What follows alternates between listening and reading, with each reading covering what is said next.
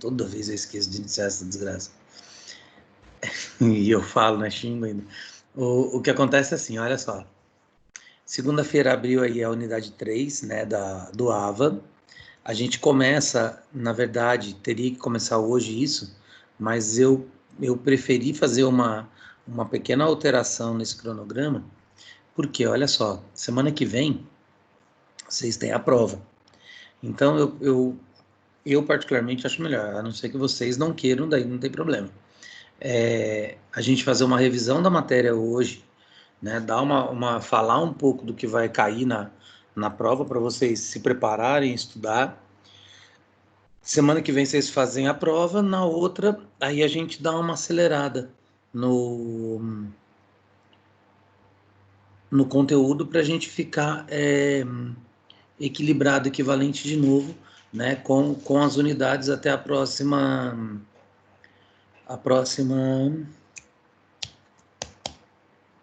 avaliação, né?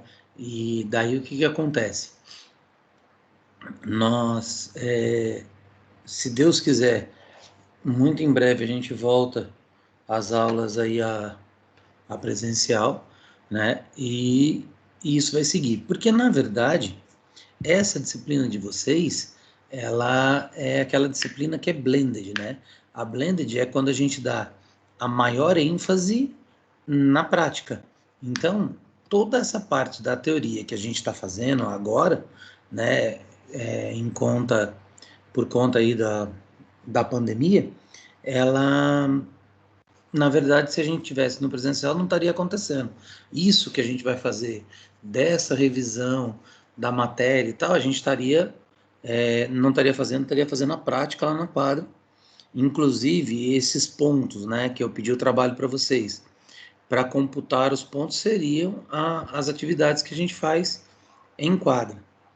Então, o que vocês preferem? Só tem vocês três por enquanto, a turma é grande, mas só tem vocês três por enquanto. Se vocês falarem, não, professor, vamos seguir a matéria, a gente segue. Se vocês quiserem fazer essa revisão, a gente faz. Depende de vocês agora. Eu sou da pessoa que vai falar para fazer revisão. Quem cala, consente, hein? Ninguém fala nada. E aí, o que a gente vai fazer? Eu prefiro, assim, pensando no caso da prova, eu prefiro fazer a revisão e depois a gente continua a matéria de boa. Dá uma corridinha, né? Por mim pode ser revisão também. Então, beleza. Gabi, só falta você. A Gabi, ela pôs foi embora. Foi tomar café. Só ligou o computador para falar assim, estou presente, professor. Olha eu aqui, vou tomar café agora. Eu prefiro revisão também. E aí, Gabi, fala alto, não estou ouvindo, amor. Eu prefiro revisão também. Nossa senhora, tudo bem. Alguém entendeu o que a Gabi falou? Acho que ela falou primeira revisão também. Ah, então tudo bem.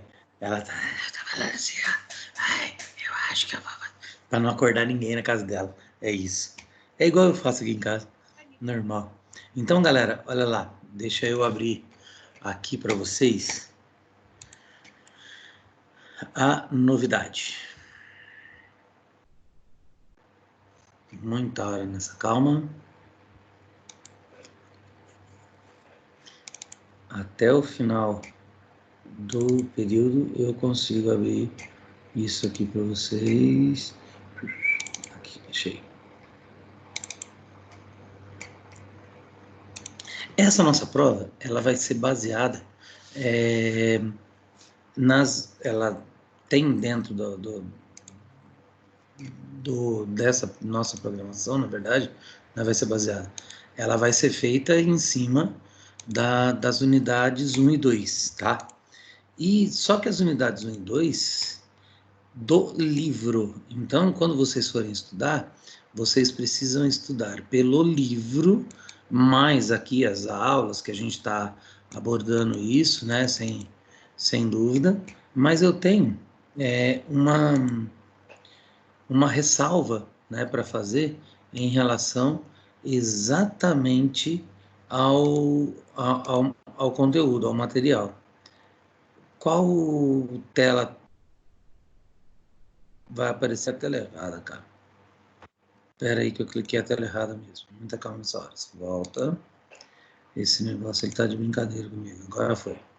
Apareceu aí para vocês o índice do livro? Apareceu. Tá. Então, olha só.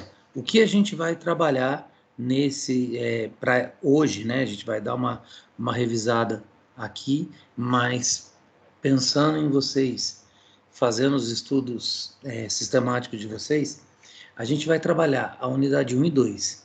Então, são 6 encontros que a gente fala da história da evolução do vôlei, a gente faz um reconhecimento de termos técnicos, algumas atividades pedagógicas, né? Habilidades motoras, metodologia de ensino e o mini voleibol. Só que quando eu lembro que na primeira aula eu comentei com vocês uma coisa assim, eu particularmente eu não gosto muito, né, da forma como eles posicionaram, né, o desenvolvimento da disciplina pelo seguinte, eu na minha concepção, né, e tem muitos profissionais que não concordam comigo, eu não consigo, eu não vejo, por exemplo, a possibilidade de ensinar uma modalidade esportiva sem trabalhar junto as habilidades, os fundamentos técnicos dessa modalidade e as regras, o entendimento de regra. Aqui eles põem as regras lá na última unidade.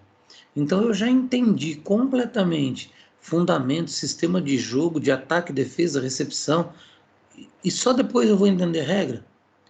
Na minha concepção, isso é uma coisa que não dá para andar tão separado. Eu entendo que ao montar, né, o material, eles tiveram um cuidado de divisão didática, né, das coisas.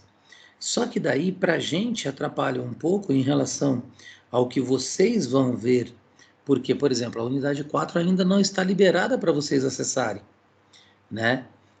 Então, por que eu peço para que vocês estudem pelo livro? O livro didático, ele está disponível para vocês integral. Então, você pode baixar o livro aí no AVA, ele integralmente, inteirinho, igualzinho esse que eu estou mostrando para vocês, e daí vocês conseguem ir lá na unidade 4 e começar a entender um pouco dessas regras. Não se preocupem com preenchimento de súmula. Agora, isso eu não vou perguntar. O que eu vou pedir de regra é o que é básico de regra para o desenvolvimento do jogo. Então, por exemplo, se você for pesquisar, né, sobre as regras, a gente já começa a entender, né, vou parar um pouquinho aqui porque essa tela me cansa, a gente já começa a entender quais são as regras mais básicas, né, que eu preciso saber para jogar. Então vamos lá, qual é? Eu não posso reter a bola, então eu não posso segurar a bola. O próprio nome da modalidade já indica, né, essa primeira regra mais básica de todas e a mais importante no jogo, que é manter o voleio da bola, manter a bola voando, né, suspensa. Então eu não posso segurar a bola. Eu só posso tocar a bola e no máximo 3 vezes, né, para passá-la para o outro time. Então, no terceiro toque é o toque que eu tenho que mandar ela para o outro lado para tentar fazer o ponto, exceto no momento do saque que ele tem que ser direto, né? Eu tenho que colocar a bola em jogo, então a bola vai direto para o outro lado. Eu só posso jogar com 6 jogadores, né? Diferente, por exemplo, do futebol, do handball, que tem um número determinado, mas eu posso começar o jogo com um número menor, né? Então, por exemplo, no futebol, são 11 jogadores, mas eu posso começar o jogo, se tiver faltando alguém, eu posso começar com um número menor, né? De no mínimo 8. Então, se eu tiver 8 jogadores Eu posso iniciar o jogo e depois os outros vão chegando, vão entrando na partida. O voleibol não permite isso, né? Então são 6 jogadores para começar, como o handball também, são 6 na linha e 1 no gol, né? Eu posso ficar com menos jogadores depois no handball. Não tem problema. Mas no vôlei é sempre 6. Eu só tenho 6 jogadores, final da Olimpíada, só tem 6 jogadores. Não fui com o time completo para lá. Um jogador torce o tornozelo e não tem condição mais de jogar, WO, esse time está desclassificado, perdeu a final da Olimpíada, porque não pode jogar com 5. Ah, mas todo mundo concorda, a gente não vê problema. Não pode, é regra, tá? Então, e por que eu necessito respeitar essa regra? Existe a regra do rodízio, né? Que a gente já comentou aqui também anteriormente. E o que é a regra do rodízio? É a troca do posicionamento, né, dos jogadores, que eles têm que todos passarem, todos terem a oportunidade de passar pelo saque. Tá? Então não pode ficar uma pessoa só sacando, ou como muita gente faz aí nos jogos amadores e tal, quando tá brincando, deixar sempre uma mesma pessoa como levantador. Isso não é permitido, né? Tem que rodar, tem que trocar a posição. Então, os treinadores e o desenvolvimento técnico da modalidade criou uma alternativa para isso. Então, por exemplo, o levantador é um jogador altamente especializado, né, em fazer a preparação da jogada, fazer a preparação do ataque e deixar a bola, né, numa altura adequada, num posicionamento adequado para que o atacante, né, os batedores lá de entrada de rede, de saída de rede ou de meio, possam fazer a cortada. Só que como ele é altamente específico, às vezes ele roda, ele sai de perto da rede. E ao sair de perto da rede, o trabalho dele fica mais difícil. Por quê? Porque toda vez que o levantador vai jogar a bola, vai passar a bola para preparar esse ataque, ele tem que pôr a bola numa posição adequada em relação à distância à rede, para que o jogador possa fazer a cortada sem bater na rede e tudo mais, né? Que também é uma falta. Então, se ele estiver no fundo, para ele fazer isso fica mais difícil. Então, eles fazem um sistema que, a partir do momento que a bola é tocada no saque, eles trocam de posição. Isso é permitido. Com a bola em jogo, eu posso sair, né, do meu posicionamento inicial do rodízio e jogar normalmente, em qualquer lugar.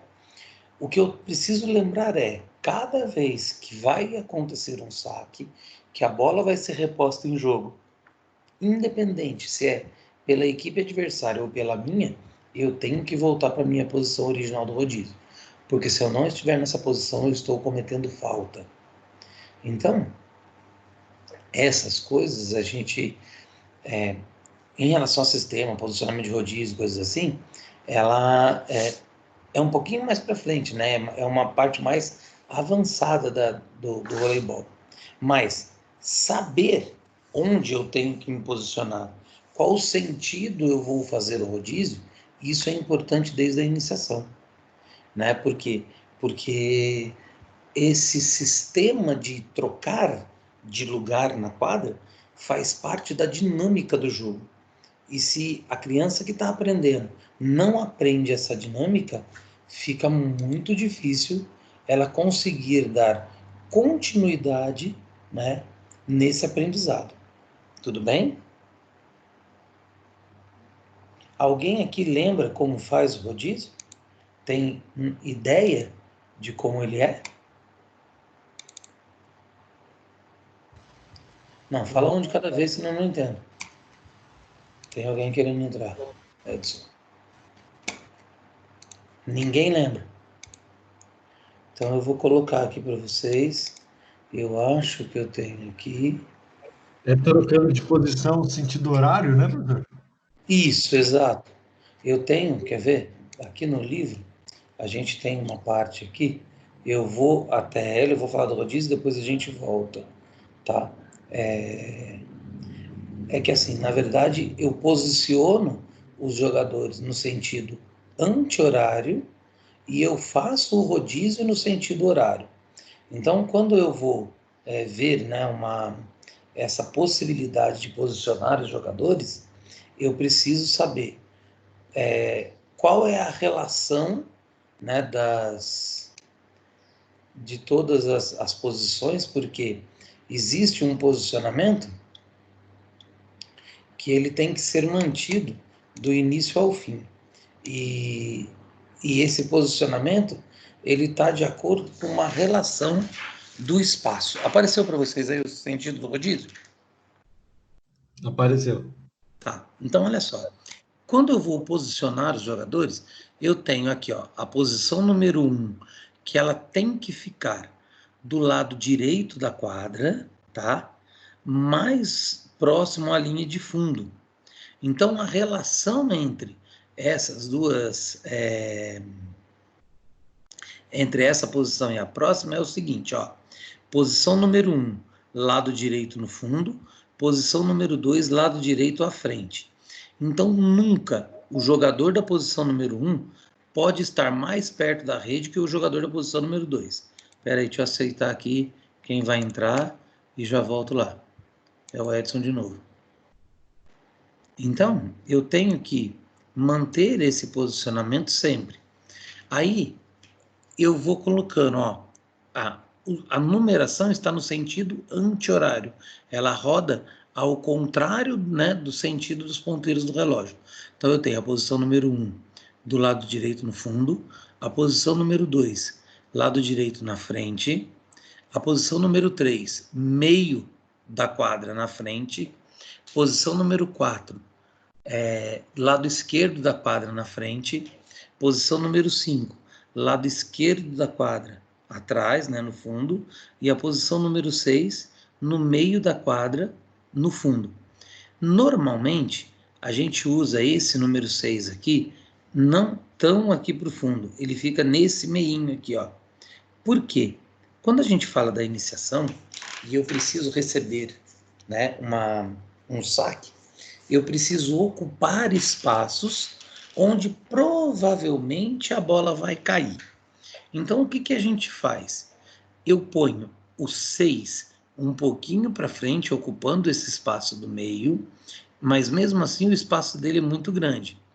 Aí, como eu vou receber o saque, eu pego o número 4, ponho aqui perto da linha, o número 2 ponho aqui perto da linha. Aí, se a gente olhar, eu vou ter... Vocês estão vendo esse cursorzinho, parece um sinalzinho de mais aqui, né? Sim. Eu vou ter como se fosse um W. Então, eu faço um W para receber, ó. O 4 vai estar aqui. Eu risco, aí eu subo um pouquinho. Aqui no meio, 6, volto para o 1 e vou para o 2. Então, eu faço esse W para receber. Esse W ocupa praticamente toda a zona de defesa. Por que que eu faço isso? Galera, a não ser jogadores profissionais que têm aí uma grande habilidade no momento de fazer o saque, no momento de pôr a bola em jogo, dificilmente, né, alguém da iniciação vai conseguir sacar a bola e fazer ela cair aqui, ó, bem próximo da rede. Normalmente a pessoa põe muita força e ela vem mais para trás. E tem um detalhe que é importante. O nosso deslocamento, se a gente tiver que correr para se deslocar, ele é mais rápido quando eu corro para frente ou quando eu corro para trás? Para frente. Para frente. Então, se eu puser a pessoa aqui e a bola for cair aqui na frente, para ela correr para frente e pegar essa bola é mais fácil do que ela ficar aqui e ter que vir para trás para pegar essa bola. Tá? Então a gente começa a já pensar desde lá de quando eu começo o jogo na iniciação em dinamizar o jogo de uma forma que ele fique mais próximo da realidade. Tudo bem? E como a gente ensina esse rodízio para a criança? Eu faço exatamente isso aqui. eu desenho, né? Eu escrevo no chão da quadra os números e falo, ó, Daniel, você vai começar na posição número 1. Alissa, você vai começar na posição número 6. Daniel, toda vez que rodar, você vai seguir a Alissa, você vai para o lugar onde ela estava. Tudo bem? Ô, Gabriela, você vai estar na posição número 5. Alissa, quando rodar, você segue a Gabriela, né? E assim vai, em cada uma das posições. Por quê? Porque o jogador da posição número 1 é onde a maioria das crianças querem começar jogando, que é quem vai fazer o saque. E galera, criança é criança em qualquer lugar desse planeta, né?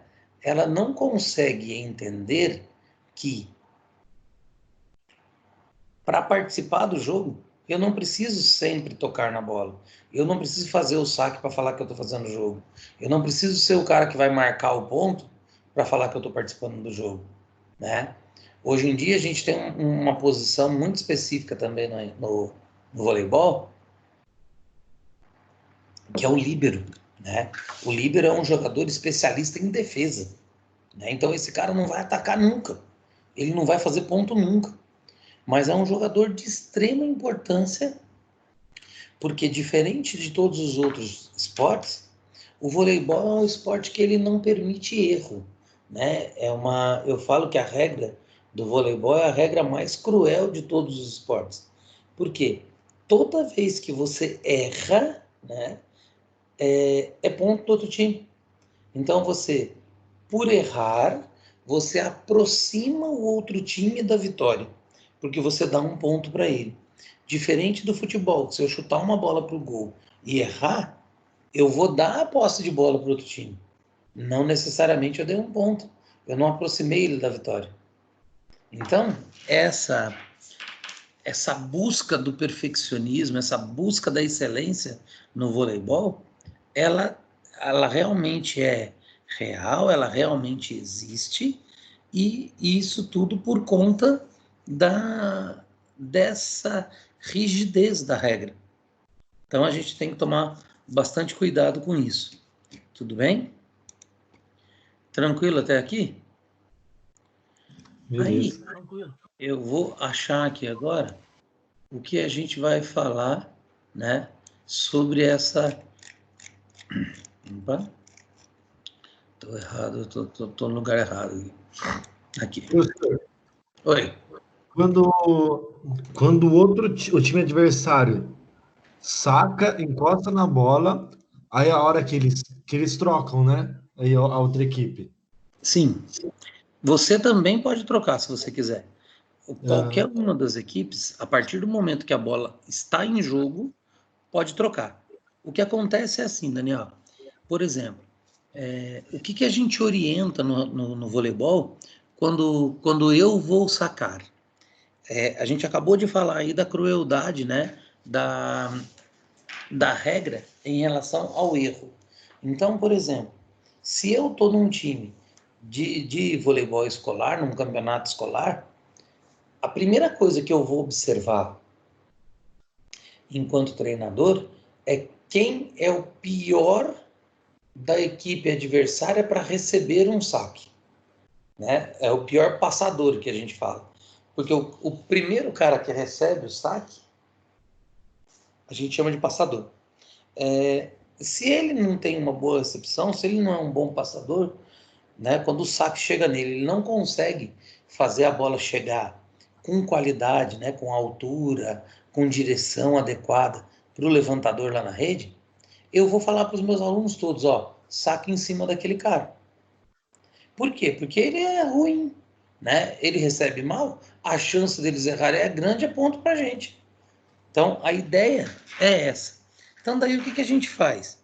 A gente protege, né, os caras que não recebem tão bem.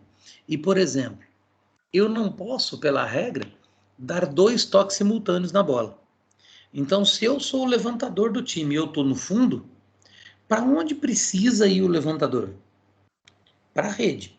Então, no momento que ele saca, eu tenho um outro jogador, porque eu também estou vendo lá, não, todo mundo recebe bem no time. Então, em quem arremessar, em quem eu arremessar, em quem eu sacar, a pessoa vai conseguir receber e passar para o levantador. Pô, eu tô vendo o levantador no fundo, saco em cima do levantador. Por quê? Porque se o levantador tiver que fazer o passe, ele não pode levantar, então a bola vai estar indo para um outro jogador que não é especialista, o que também vai diminuir a qualidade do ataque, certo? Então eu vou sacar em cima do levantador. O sistema, né, defensivo se posiciona de uma forma a proteger esse levantador, a cobrir esse levantador, porque se sacarem na direção dele, eu recebo e o levantador vai estar correndo para a rede. Por quê? Porque a partir do momento que o cara encostou a mão na bola, ela está em jogo, você pode sair da sua posição normal.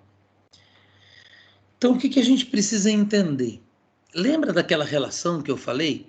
O número 1, ele tem que estar mais próximo da linha lateral do lado direito, né, do que o jogador número 6. E mais perto da linha de fundo do que o jogador número 2. Só que o cara que está na posição número 1 é o levantador. O que a gente faz para ajudar esse cara a receber a bola? A não receber a bola? Eu ponho o 6 na frente dele, só que um pouco mais para dentro da quadra, né? Mais longe da linha lateral do que esse jogador número 1, e eu desço o jogador número 2 para receber a bola um pouco para baixo da linha dos 3 metros. Então, a região onde ele está protegida por outros 2 jogadores. Daí eu afasto um pouquinho o 3 e o 4 e tal, eu vou mudar toda a estrutura, né, defensiva do meu time para proteger ele. Então eu ocupo os espaços, né, normalmente, e tenho a possibilidade de deixar esse levantador livre para correr.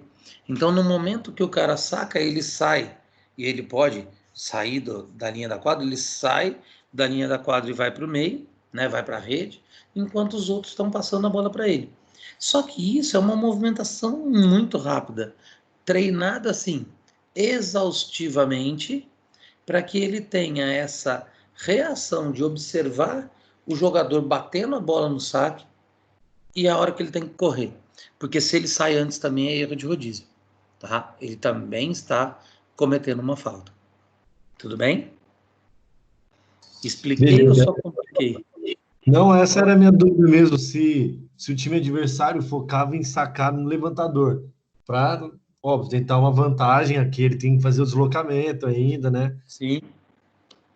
A gente inventa, né, cria possibilidades para realmente para dificultar a ação do adversário. A gente é aquele negócio, quando se fala do esporte, da competição, do jogo, do ganhar ou perder, né? Eu tenho que explorar o máximo possível do que eu posso, do que a regra me permite fazer, né? Para eu ter vantagem. Então, por isso que eu falei para vocês, eu não concordo, eu não gosto muito, né, dessa divisão sequencial pedagógica que deixa a regra para o final. Por quê? Porque se eu estou começando a ensinar um jogo, eu preciso entender o que a regra permite que eu faça no jogo, porque senão eu não aprendo a jogar. Então ela tem que estar caminhando lado a lado com a evolução técnica da aprendizagem, mesmo na iniciação. Tudo bem? E isso, para mim, vale para todos os jogos, não só para o voleibol. Ok? Bom, aí, pensando no que a gente vai ter na prova, o terror de vocês, então eu tenho aqui, ó, na seção 1, a gente fala da história da evolução, né, do voleibol. Então, o que é importante? É a gente entender que o voleibol, né, ele foi criado aqui, ó, em 1895, né? Embora a gente vai ver em todas as modalidades, na Grécia já tinha uma modalidade parecida e tal. Galera, essa parte histórica, eu nem me apego muito a isso, porque até eu acabo me esquecendo, O que eu gosto de entender da história é assim, por que foi criado o jogo de voleibol? O jogo de voleibol ele foi criado muito perto, né, da criação aí do, do basquete, né? E o basquete ele começou, os dois foram criados nos Estados Unidos, os dois foram criados na ACM, né, que é um clube lá e tal, que chama Associação Cristã de Moços, né? Tem no mundo inteiro, inclusive aqui em São José tem. Mas assim, o basquetebol quando foi criado ele teve uma repercussão muito grande, né? Uma aceitação e um desenvolvimento, como fala, uma massificação muito grande, ele se espalhou muito rápido, né? E o que acontece? Ele chamou muita atenção, né, das pessoas a praticar, só que o basquete, né, hoje não tanto, mas porque a regra também está mais rigorosa. Mas o basquete no começo permitia muito contato físico. Então, por exemplo, mulheres não jogavam basquete no início do desenvolvimento do basquetebol. E precisava de um jogo, né, dentro lá da ACM, uma, um jogo que fosse um pouco mais ameno, né, menos violento, com menos contato, e que permitissem que pessoas de todas as idades pudessem jogar. De todas as idades e principalmente as pessoas que não eram tão bem condicionadas. Porque o jogo de basquete, ele tem muita correria, né? Ele necessita, né, isso até hoje, de uma preparação física muito boa, né? Não que o vôlei não precisa, pelo amor de Deus. Mas assim, corre-se menos no voleibol. Tem gente que fala assim, no voleibol ninguém corre. Corre. Menos do que nos outros jogos, mas corre. O voleibol é um jogo muito mais estratégico, muito mais posicionado, mas a gente precisa correr sim, né? Aí, esse William Morgan, ele criou o voleibol a partir aí da ideia, né, da separação das equipes, como tem nos jogos de raquete, para evitar o contato físico e daí permitir que mulheres, idosos, crianças jogassem, né, sem ter esse problema aí do contato físico. E William Morgan é esse cidadão aqui, ó. Cadê o mouse? Esse aqui, ó. Tá? O bigodão bonitão aqui. Então, essa foi a primeira turma que começou, né, a materializar, né, o primeiro time, né, que participou aí de uma apresentação, né, que era para mostrar a ideia do William Morgan. Então, o que acontece é assim, galera, a ideia dele foi ter esse jogo, né, dinâmico. É claro que, em relação às regras, isso foi sendo alterado, sendo ajustado com a evolução do esporte, com o passar do tempo. E no começo, como que se jogava? Não existia uma bola. Então, a primeira ideia dele foi tirar uma câmera de ar de uma bola de basquete, né, e jogar só com a câmera de ar. Depois, eles começaram a fazer, né, a criação, a evolução e o desenvolvimento do material, né, específico para o voleibol. Por quê? Porque ele começou a ser disseminado no mundo inteiro e muito bem aceito. Então a gente pega hoje o voleibol está entre os 3 esportes mais praticados do mundo. É o futebol, o rugby, basquete e vôlei estão ali empatados. Então quando a gente fala, né,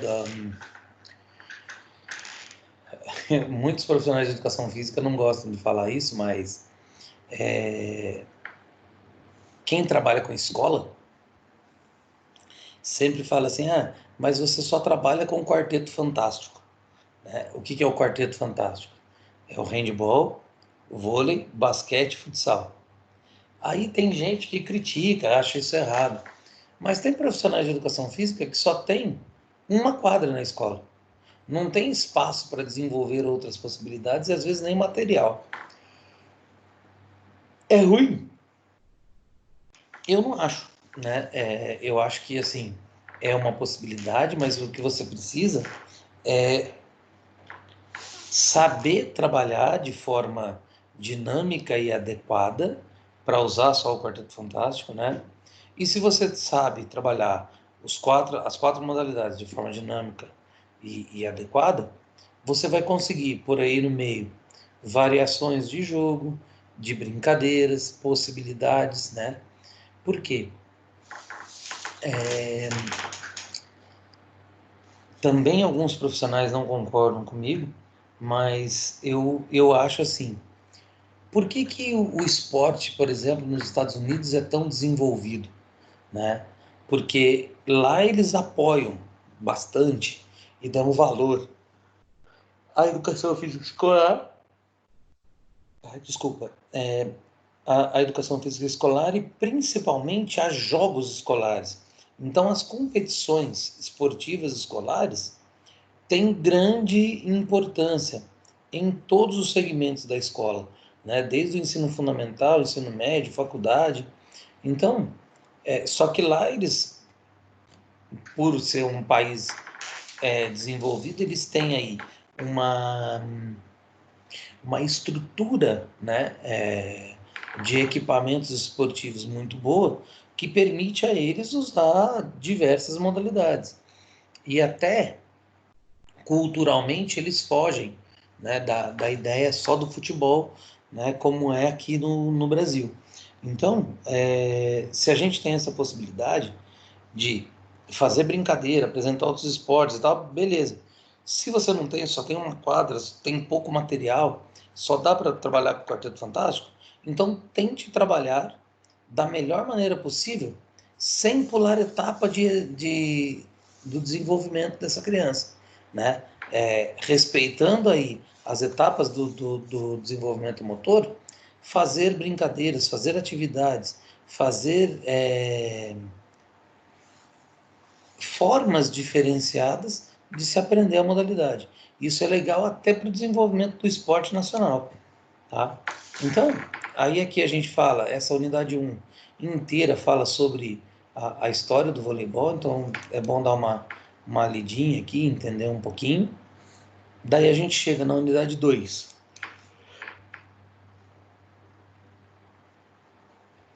que tem a ideia de reconhecer os termos técnicos.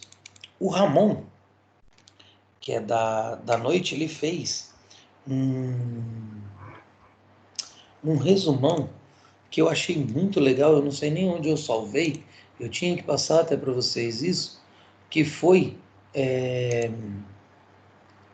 ele faz um resumo da terminologia técnica. Eu vou ver, se eu conseguir achar aqui, eu mando para alguém no WhatsApp e vocês compartilham entre vocês. É bem legal para conseguir entender toda essa terminologia técnica. Eu achei bem interessante, tá? Ajuda vocês a aprender a terminologia. Eu vou até procurar ela aqui já, porque se eu falar que depois eu procuro e lembro, eu vou estar mentindo para vocês, para variar. Alguma dúvida até agora ou não? Não, tranquilo. Tranquilo? Tá, terminologia técnica do voleibol. O que é terminologia técnica, galera? É quando eu começo a usar alguns termos que são comuns, né, no esporte. Por exemplo, quando a gente fala do handball, uma das coisas que a gente fala sempre é o chuta, né? Chuta, chuta, chuta. O que é o chuta? O chuta é pedindo para a pessoa fazer um arremesso. Por quê? Imagina que eu estou na beira da quadra e vou falar para o cara, arremessa! Até eu terminar de falar, ele já perdeu a posse de bola, né? Então, quando eu tenho essa possibilidade, Daniel, você está no grupo da galera, né? Tô. Tá, acabei de mandar no seu WhatsApp Chegou aqui. esse documento que o Ramon fez, compartilha aí no grupo aí da turma. Se tiver mais de uma turma, por favor, vê se você consegue conversar entre a galera aí e fazer isso chegar. Ó, vou Tá. compartilhar com vocês aqui. Oi. Tem alguém que não é do sétimo? Eu não sou do sétimo. Mas eu tô no grupo da. Ah, esqueci o nome dela. Da Bia? Isso. Tá, mandei Então, lá no você grupo agora. passa para ela. Você faz isso, Daniel? Você consegue passar para todo mundo aí? Pronto, Tino, já passei, mandei lá já. Então, beleza. Olha só. Aqui, o Ramon, ele faz um negócio que eu achei muito legal, que ele faz assim, ó. Ele faz um resumão bem legal, bem interessante, para que até dá para estudar um pouco por ele, mas não esqueça de estudar o livro, né? Que ele fala, ó, a dimensão da quadra, a linha de ataque, né? Quantidade de toque, né? Aí ele começa. Levantador, o que o levantador faz, o atacante, o que ele faz, né? Tem o de entrada de rede, tem o saída de rede, tem o meio de rede, o líbero, o passador, né? O saque, qual é a importância e tudo mais. Então, assim, foi um trabalho bem que ele fez para ele estudar. Aí ele falou, professor, eu fiz, dá uma olhada aí, o que o senhor acha? Se o senhor quiser divulgar, passar para o pessoal, pode passar, né? Então, eu gosto de falar que foi o Ramon que fez, não fui eu, né? Então, foi uma iniciativa de um aluno, de um colega de vocês, que fez para ele estudar e quis, decidiu, né, compartilhar, porque tem até um errinho aqui, ó, largadinha ou deixadinha, faltou um A aqui, tá? Mas não tem problema. E eu não tenho como arrumar porque isso ele mandou em PDF. Mas para ajudar, né, os outros a estar estudando. Por quê? Ele, né, ele joga, ele gosta do voleibol, então ele tem uma certa facilidade. E eu achei bastante interessante essa postura, essa iniciativa dele, porque ele começa a treinar o que ele vai fazer da vida dele depois, né? Que é ser professor. Por quê? Eu comentei, eu não sei se foi com a turma de vocês, não, foi com a turma da pedagogia, que na educação física, por exemplo, aqui em São José eu vejo muito isso, e eu sofri muito com isso, assim, as pessoas às vezes, elas têm, parece que têm medo, né, de compartilhar o que sabe, de dividir o que sabe. Então, às vezes, você chega em colegas de trabalho e fala assim, pô, você tem algum material desse trabalho que você faz, né?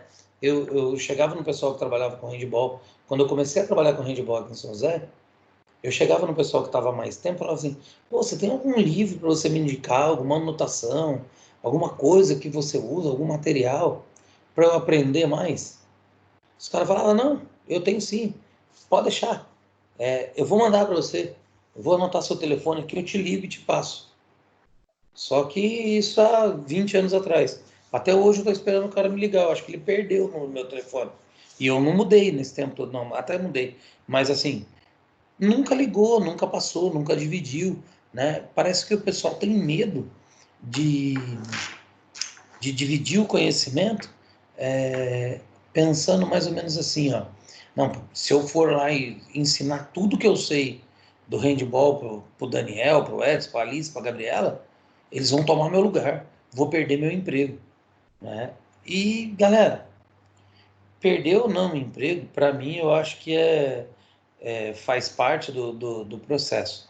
Mas eu não acredito nesse negócio de você, quando você compartilha, quando você ajuda, quando você ensina alguém, quando você divide experiências com alguém, eu não acho que você cria um adversário, eu acho que você cria um admirador do seu trabalho. Por quê? Porque, assim, existe um ditado, né, que fala assim, ninguém é insubstituível. Então, todo mundo pode ser substituído, Pode, concordo. Só que, por exemplo, se colocassem qualquer outro profissional de educação física, né, para dar aula de voleibol no meu lugar, nenhum deles, nenhum, daria aula do mesmo jeito que eu dou. Eles poderiam ser melhores, sem dúvida. Tem muita gente que entende muito mais de voleibol do que eu. Só que a forma como eu dou a aula, isso é uma forma única e exclusiva. Então, me substituir, a pessoa até pode, porque se eu não estiver aqui no lugar, a instituição vai ter que colocar algum professor aqui. Tudo bem. Mas se essa pessoa vai ou não fazer a aula igual eu faço, eu tenho certeza que não. Ninguém.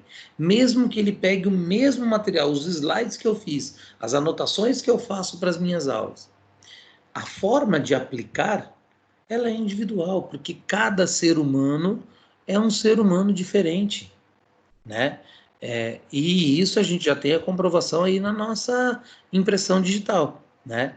Papai do céu, quando fez a gente, pôs uma impressão digital em cada um e falou assim, ó, eu vou te reconhecer por isso aqui.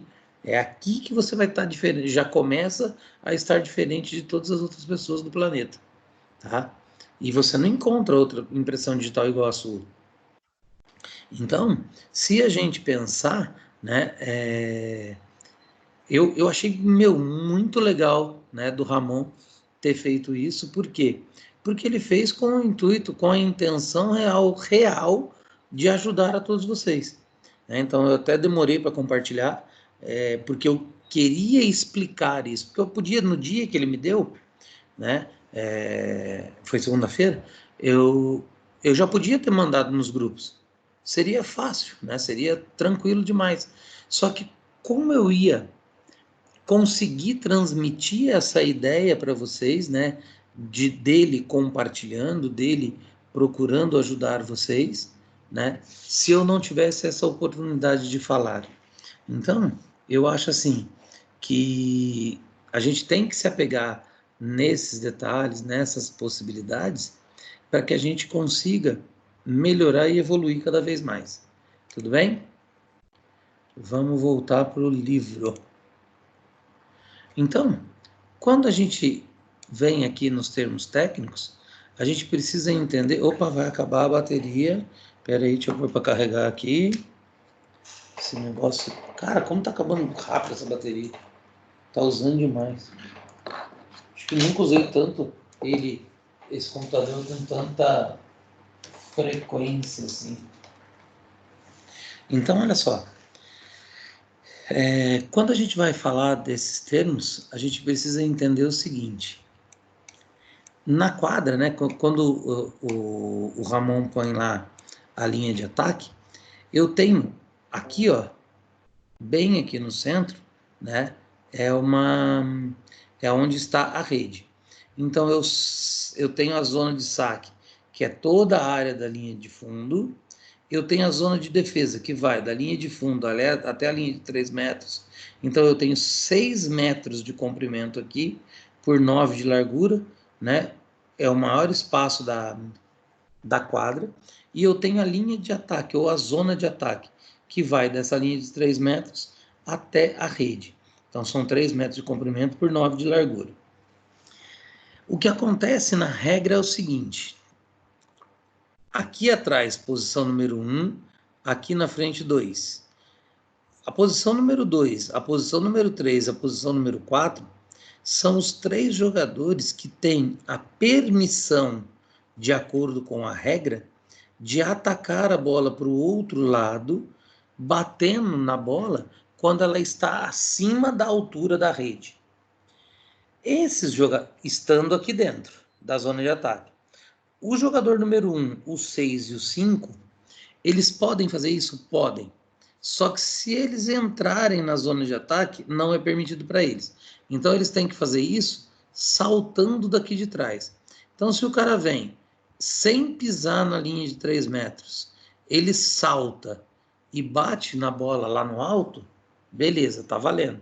Se ele entra na zona de ataque e bate a bola acima da altura da faixa da rede, ele está cometendo uma falta. Então, a gente tem que tomar muito cuidado com isso também quando a gente vai ensinar. É claro que criança normalmente não vai fazer isso, mas nos jogos adaptados, o que que eu faço? Eu falo para eles que só pode passar a bola para o outro lado quem está na frente. Quem está aqui atrás não pode, porque daí eu dou oportunidade para todo mundo que está jogando passar a bola para o outro lado pelo menos uma vez, tá? Porque tem criança que às vezes eles não deixam nem encostar na bola, porque eles julgam, né, que essas crianças são ruins, tá? Então, eles são meio... Criança é meio cruel. Então, aqui fala, né, de todos os termos que a gente ouve bastante, né? Levantador, entrada de rede, meio de rede, saída de rede, ponta ou posto, líbero, né? Eu tenho várias nomenclaturas aqui, que daqui a pouco vocês vão começar, a hora que ler, vão começar a entender, né? E tem lá o material de apoio que o menino fez também, que o Ramon fez, tá? Então, o que acontece é assim, eu tenho aqui uma série de informações, inclusive a informação do rodízio, né, que eu acho que é o que a gente mais ouve falar, tá? Então, dá uma lida nisso, tenta entender, né, como esse processo vai ajudar vocês, tá? Por quê? Porque se eu não reconheço o termo técnico, dificilmente eu vou conseguir fazer um desenvolvimento aí da metodologia e da parte de fundamentos do esporte. Aí eu entro nas atividades pedagógicas. O que são atividades pedagógicas de ensino? São atividades que eu vou promover ou possibilitar para os meus alunos de uma forma gradual, de uma forma crescente, que faça com que eles entendam a dinâmica do jogo, que eles aprendam o fundamento e, principalmente, como usar e aplicar esse fundamento no decorrer do seu processo de aprendizagem, né? E na hora que for fazer o jogo, adaptado ou não, ele vai começar a entender essa ideia. Tudo bem? Onde que estamos? Aí eu tenho diversas, né, possibilidades e meios e métodos de fazer isso, lembrando sempre que eu preciso respeitar, ó, o que Galahu, né, fala sobre esse desenvolvimento motor. Eu tive conversando com um professor de crescimento e desenvolvimento que deu aula para vocês, um cara muito gente boa, por sinal, né?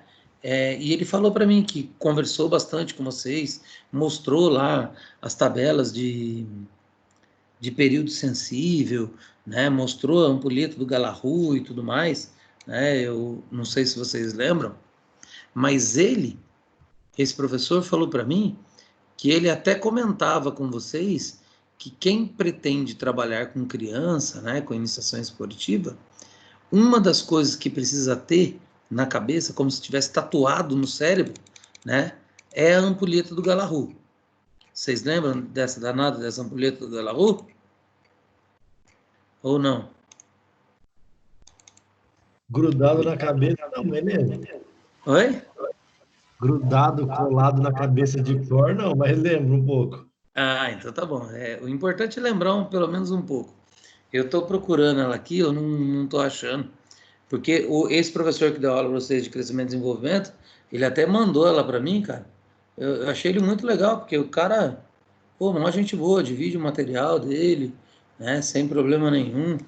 Eu achei ele da hora mesmo. Gente boa pra caramba. Oi? Gente boa pra caramba. Ele é gente boa, gostei dele, cara. Assim, sabe? Super solícito, não ficou enrolando nada. Quer ver? Ó, tá até aqui o material que ele me mandou. Vou compartilhar com vocês aqui para vocês verem.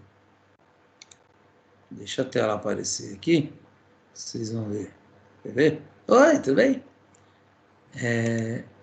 ele mandou essa foto aqui, ó, né? Lembra disso? Então tem as fases do desenvolvimento, as idades cronológicas e os estágios. Então eu tenho que perceber, né, quando eu vou estar trabalhando. Normalmente a gente começa a trabalhar aqui, ó, na fase fundamental, no estágio maduro, com 6, 5, 6, 7 anos, e vai daqui para frente. Então é claro que o que a criança aprendeu aqui anteriormente vai fazer a diferença, vai ser importante nesse desenvolvimento, mas se ela não teve um desenvolvimento tão bem estimulado, aqui ainda eu tenho tempo, e bastante tempo, para melhorar, né, essas possibilidades que a criança tem. E daqui para frente eu tento levar ela até ela chegar num nível de especialização, né, grande, e de repente ela pode virar um atleta profissional ou só vai aprender o voleibol para usar de forma recreativa, tá? Mas isso aqui vale para qualquer tipo para qualquer modalidade, né? Entender esse processo é muito legal, tudo bem?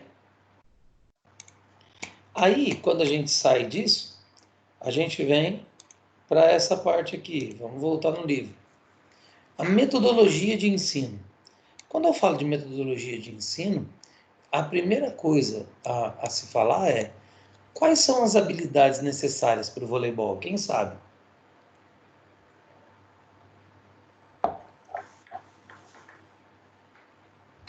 Das habilidades motoras básicas?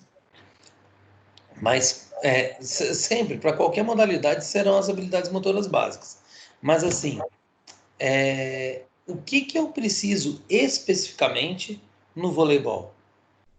Salto, deslocamento, Manipulação, locomoção. A forma como eu vou me locomover e como eu vou manipular a bola. Mas a estabilização, ela também é importante. Por quê? Porque em alguns momentos eu vou estar vindo de um salto, eu tenho que cair de forma estável. Às vezes eu preciso fazer um salto e me manter equilibrado nessa fase de voo para conseguir tocar a bola e tal. Então, desenvolver essas habilidades motoras básicas é importantíssimo. E a combinação entre elas também é importante pelo seguinte: olha que interessante esse, esse quadro. Aqui eu falo de fundamentos básicos do voleibol e a maneira, né, como eu posso, devo ou preciso trabalhar dentro de cada grupo de habilidade. Eu acho, sinceramente, que, por exemplo, aqui nesse grupo 1, esses mergulhos que estão aqui foi um erro de digitação. Eu acho que aqui o cara queria pôr o fundamento da manchete, tá? Porque o mergulho, ele tá aqui, ó, no grupo 3, que são os recursos ou as habilidades ou os fundamentos que a gente usa de maior complexidade. Eu acho que aqui, ó, de verdade, era manchete, tá? Então, a gente, quando olhar aqui, tenta entender manchete, tudo bem? Só que, ó, o que eu preciso quando eu vou ensinar, quando eu vou começar na iniciação, a posição básica, depois a movimentação que eu uso no jogo, o toque e o saque por baixo, que é o que eu vou fazer por a bola em jogo. Aqui esse mergulho, pensando na recuperação de uma bola, uma maneira de evitar um ponto, pode até ser. Mas eu, sinceramente, eu continuo achando que aqui era manchete. Aí no grupo 2, quando eu desenvolvi todos esses fundamentos com a criança, dentro das possibilidades dela, eu venho para esse segundo grupo, né? Saque por cima, cortado e bloqueio, e começo a trabalhar um nível um pouco mais especializado, um pouco mais, com mais atenção, digamos assim, né? E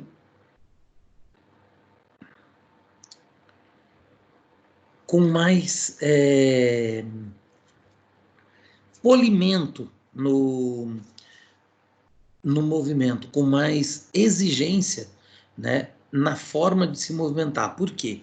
Toda vez que eu vou fazer uma cortada ou um bloqueio, eu tenho que entender uma coisa da regra que é muito importante, o que é: eu não posso tocar a rede. O simples fato de encostar a rede já é considerado uma falta que vai dar um ponto para o outro time. Então eu tenho que tomar cuidado com isso, tá? E depois eu venho para o grupo 3, que são habilidades, né, mais refinadas. Então a defesa em pé, o rolamento, o mergulho e os outros recursos de passar a bola de segunda, de levantar para trás e tudo mais, dar peixinho. Eu tenho que ter aí um desenvolvimento motor muito mais refinado, muito mais apurado, para que eu consiga entrar nisso. Ah, professor, mas se eu quiser ensinar isso para a criança, você vai estar queimando etapa. Ela não está nem pronta, nem reconhecendo praticamente, né, todas as possibilidades que o corpo dela permite. E se você introduz uma coisa dessa muito cedo, além de expor essa criança ao risco de se machucar com uma maior facilidade, você está queimando a etapa desse desenvolvimento, o que vai prejudicar ela no futuro. Tudo bem? Então, eu preciso entender quais são essas habilidades, quais são esses movimentos que são fundamentais para o jogo, e daí eu entro na parte de ensinar realmente o jogo, né? E o que é ensinar realmente o jogo? É quando eu começo a trabalhar os fundamentos. Então, eu desenvolvi a habilidade, eu começo com os fundamentos. Quais são os fundamentos básicos que eu preciso ensinar, né? Aqui a posição de expectativa, como eu fico para esperar esse saque, para esperar a bola, e a partir dessa posição eu tenho uma mobilidade maior, apesar de estar aqui na areia, que já dificulta essa mobilidade, mas eu tenho a partir dessa posição de expectativa, né? Daí eu tenho, por exemplo, aqui a movimentação de um saque por cima ou de uma cortada, né? Como eu vou lançar a bola antes de saltar, isso aqui é muito mais especializado. A gente vai ter passado antes pelo toque, né? A forma de tocar a bola, que é importante. Depois do toque, eu tenho o desenvolvimento do saque por baixo, que a gente começa com as crianças pelo saque por baixo, porque é mais fácil, mais seguro. Depois que ele entendeu, eu posso mostrar toda a sequência do saque por cima. Com 13, 14 anos, eu não gosto de fazer muito antes disso, não, né? Daí aqui a cortada, que também leva um certo tempo, tá? E aqui o bloqueio. Vocês podem ver que o jogador ele está muito próximo, né, da rede, e ele vai ter que saltar sempre no sentido vertical, tá? Se ele faz isso de forma mais horizontal, ele encosta a rede e comete falta. Então, isso são coisas que a gente vai trabalhar, é muito exercício que você dá para a pessoa fixar e entender isso, e principalmente quem treina esporte coletivo quer jogar. Então, o vôlei, como um esporte que não permite erro, começar a jogar ele da forma original é expor muito quem está na iniciação, quem está aprendendo, a errar várias vezes e de repente achar que é um jogo muito difícil, achar que é um jogo chato e desistir da modalidade. Então, fazer o mini voleibol, né, que é uma das indicações aí da Federação Internacional, ou criar jogos pré-desportivos que levem você a entender o voleibol é importante. Eu gosto muito, por exemplo, de trabalhar com o câmbio, eu gosto de trabalhar com prisioneiro, eu gosto muito de trabalhar com resgate, que são jogos pré-desportivos do vôlei, diferentes do mini voleibol, né? Mas que permitem que a criança aprenda essa dinâmica do jogo também. O mini voleibol, ele é dividido em 4 estágios ou 4 etapas, né, de acordo com as idades. Então, por exemplo, eu tenho uma turma que vai começar trabalhando no 1 contra 1, os mais novos, porque para que eles comecem a entender, né, a possibilidade aí do manejo, da manipulação da bola. Depois de um certo tempo, eles começam a jogar 2 contra 2, fazer os exercícios e toda a execução do trabalho 2 contra 2, porque eles começam a ter mais possibilidade, experiência e entender a dinâmica que ele precisa do outro para jogar.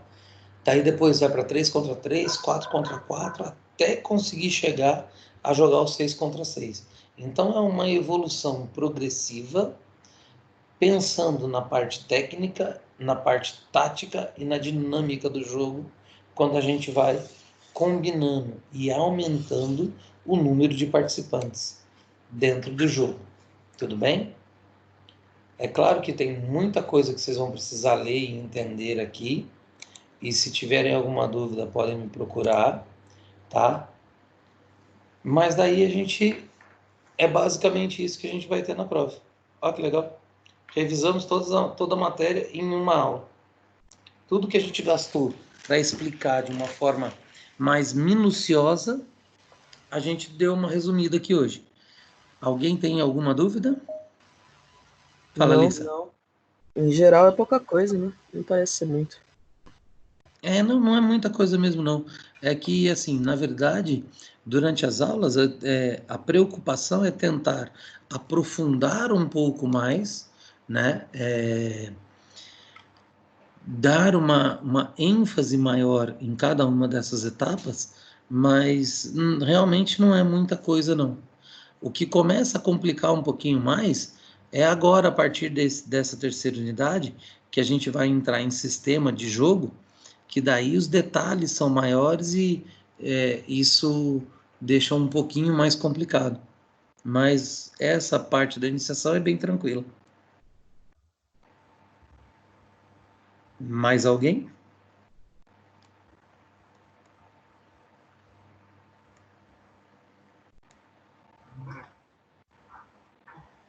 Sim, não, alô, quem está aí? Tá tudo tranquilo, professor? Fala, Ed. Não, tudo tranquilo. Tranquilão? Tranquilo. Então, olha só para lembrar. Semana que vem, então, no horário da aula, a partir das 8 da manhã, o link da prova vai estar liberado para vocês. Vocês vão achar esse link lá no AVA, na disciplina voleibol, na metodologia do ensino do voleibol, unidade 1, sessão 1, pós-aula. Eu vou colocar, vai estar lá, link da prova online, da avaliação online. Você vai clicar nesse link e vai responder. São 9 questões, tá? 8 de teste e uma dissertativa. Esse link, galera, vale para vocês por 24 horas. Então, entre as 8 horas da manhã de quinta-feira da semana que vem e 8 horas da manhã de sexta-feira, vocês vão ter que parar um pouquinho, uma horinha, clicar no link e fazer a prova. Tudo bem? Não esqueça de responder todas as questões. Não pode ter nenhuma questão em branco, porque senão a prova não é enviada, tá? Ah, professor, tinha um teste lá que eu não sabia. Chuta, então. Porque se você deixar em branco, ou, dissertativa, não sei, professor. Escreve lá, não sei, entendeu? Por quê? Porque se tiver em branco, nenhuma resposta vem para mim. Você não consegue enviar a prova. E se passar desse período de 24 horas da validade do link, você vai ficar com nota 0, tá? Por quê? Aí já não sou eu. A gente coloca essa prova no sistema e se você perder o período, o sistema não me manda.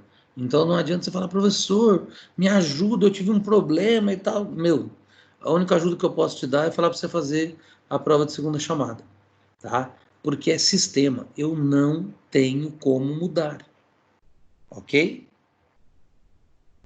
Ok, professor. Então é isso, meus amores. Muito obrigado pela presença e atenção de vocês. E a gente para por aqui. Porque tudo que eu tinha para falar eu já falei, a não ser que vocês tenham alguma dúvida. O pessoal que não tá no. Não sei se a Alissa e a Gabriela tá no grupo para pegar o documento lá. Alissa, você está no grupo? Para ele passar aquele coisa que o Ramon fez para vocês? Eu tô sim. Eu tô no do 5º ano só, na verdade. Do quinto? É. Você está em qual, Daniel? No 7º, quer passar seu número que eu te mando no Sim, WhatsApp? é 12 9 Hum. 8125 5184. Beleza. E daí Vou eu mando mandar. pra eles. Daí você manda para a turma do seu grupo também, Sim. por favor. Tá bom? Então é isso, povo de Deus. Muito obrigado, bom final de semana para vocês, bom final de quinta-feira, boa sexta, não saiam de casa, se cuidem e semana que vem vamos fazer a prova para a gente voltar logo até a aula prática. Meu Deus do céu, Deus quiser, isso vai acabar. Valeu, senhor. Bom dia. Valeu, galera, até mais, beijo para vocês. Falou. Falou, professor, até mais. Falou, tchau, tchau.